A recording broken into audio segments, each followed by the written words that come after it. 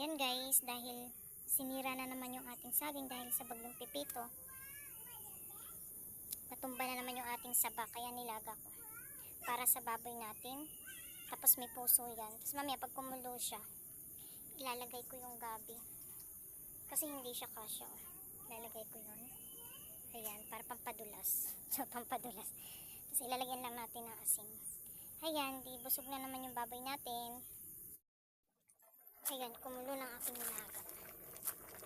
Nilagay na natin yung gabi. Punong-puno. Bukas na lang ulit yun.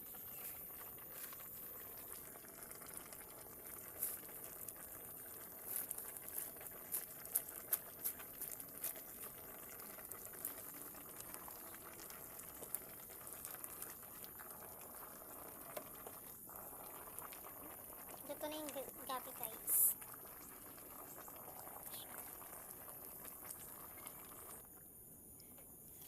Tatakpan muna natin. Ayan, para hindi umawas. Ito na ang ating nilaga.